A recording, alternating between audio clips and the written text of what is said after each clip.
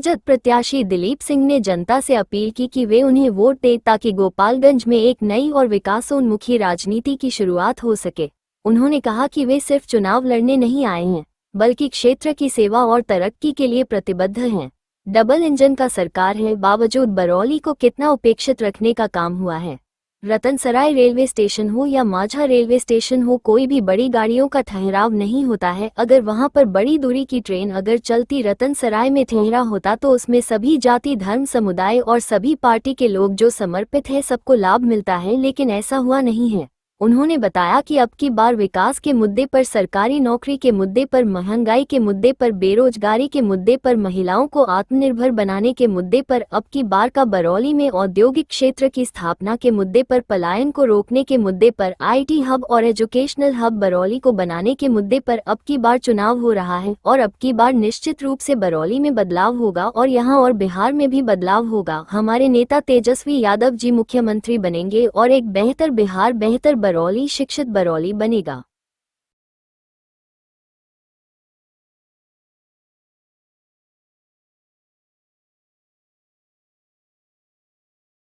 बधाई, शुभकामना देते हैं और माँ छठी से कामना करते हैं कि सबके घर में खुशहाली और सुखी आए और हर एक घर में सरकारी नौकरी आए, या माँ छठी से प्रार्थना करते हैं।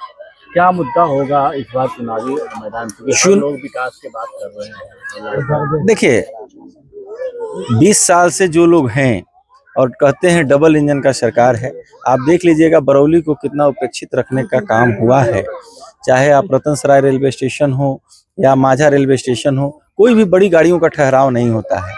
अगर वहाँ पे बड़ी दूरी की ट्रेनें अगर चलती, रतनसराय में ठहराव होता तो उसमें सभी जाति, धर्म, समुदाय और सभी पार्टी के लोग जो समर्थित हैं सबको लाभ मिलता, लेकिन ऐसा हुआ नहीं है। तो अब की बार विकास के मुद्दे पे, सरकारी नौकरी के मुद्दे पे, महंगाई के मुद्दे पे, बेरोजगारी के मुद्दे पे, महिलाओं को आत्मनिर्भर बनाने के मुद्दे पे, अब की बार का बरौली में औद्योगिक क्षेत्र की स्थापना के मुद्दे पे, पलायन को रोकने के मुद्दे पे, IT हब और एजुकेशनल हब बरौली को बनाने के मुद्दे पे अब की बार चुनाव हो रहा है। और अब की बार निश्चित रूप से बरौली में बदलाव होगा और यहाँ और बिहार में भी बदलाव होगा। हमारे नेता तेजस्वी यादव जी मुख्यमंत्री बनेंगे और एक बेहतर बिहार, एक बेहतर बरौली, एक शिक्षित बरौली बनेगा। लगातार ये कहा जा रहा है कि हमारी लड़ाई जंगल राज बनाम मंगल राज के बीच में हो रही है।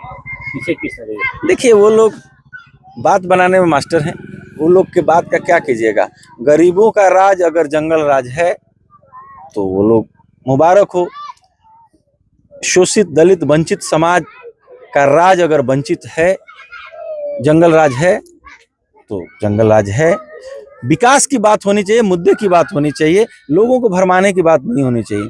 20 साल, अरे 20 साल से आप सरकार में हैं, आप अपना हिसाब दीजिए कि आप क्या किए, गरीबों के उत्थान के लिए क्या किए। अभी बगल में आप चले जाइएगा, यहाँ मुसहर समाज के लोग हैं, जाके उन लोगों का दशा देख लीजिए, क्या यही विकास है?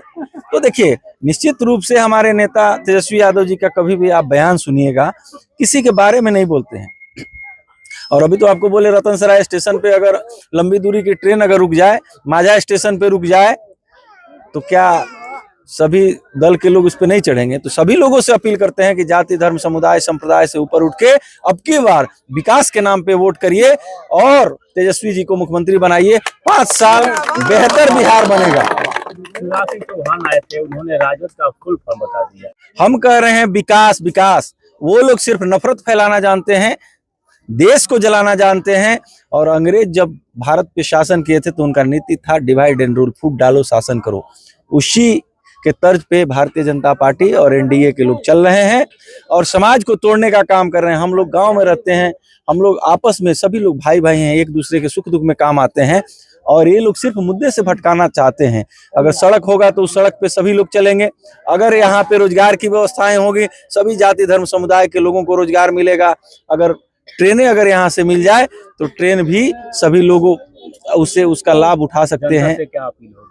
जनता से अपील यही करेंगे कि अब की बार विकास के मुद्दे पे, पलायन रोकने के मुद्दे पे, एजुकेशनल हब बनाने के मुद्दे पे, बेरोजगारी दूर करने के मुद्दे पे, सरकारी नौकरी प्राप्त करने के मुद्दे पे और प्रत्येक माई बहन माताओं बहनों को आत्मनिर्भर बनाने के लिए 30,000 रुपया प्रति वर्ष सरकारी सहायता प्राप्त करने के लिए, 1200 का गैस सिलेंडर 500 में प्राप्त करने के लिए, 200 यूनिट फ्री बिजली के लिए और बाढ़ से निजात के लिए, बांध के पक्कीकरण के लिए अब की बार आप राष्ट्रीय जनता दल और मेरा समर्थन करें, दिलीप सिंह का समर्थन करें।